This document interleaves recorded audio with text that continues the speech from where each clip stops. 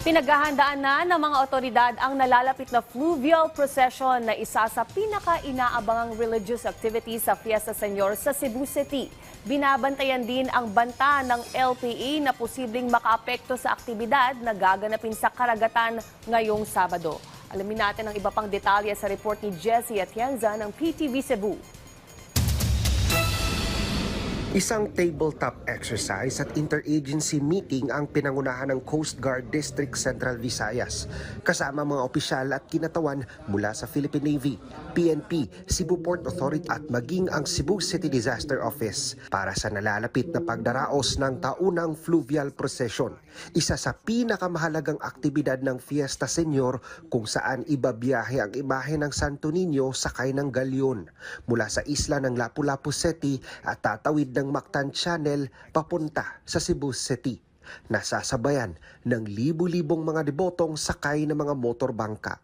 Sa pinakahuling tala ng Coast Guard, nasa 250 sea vessels na ang nakarehistro sa kanila na lalahok ngayong taon para sa aktibidad at posible pang madagdagan. Yes, actually we are almost on the last part of our preparations now.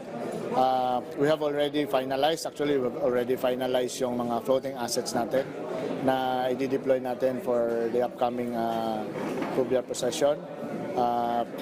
We are thankful that we have our partners from the Philippine Navy, from the Maritime Group, who have dedicated their floating assets na makatabang sa tuwa as security marshals para to maintain the safety at security ng ating activity.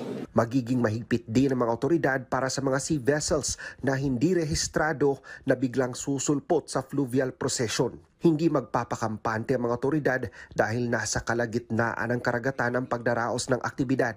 Isang low-pressure area ang binabantayan din sa ngayon ng mga otoridad na posibleng makaapekto sa fluvial procession, lalo na kung magtataas ng storm signal ang Pag-asa.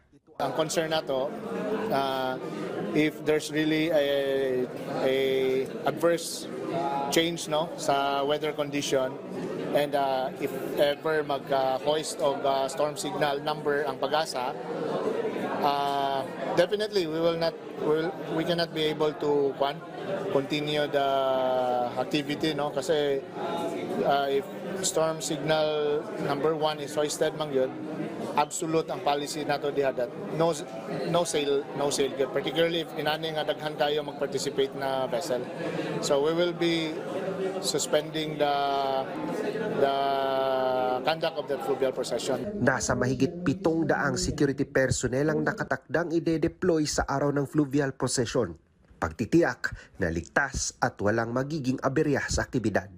Mula sa PTV Cebu, Jessie Atienza para sa Pambansang TV sa Bago.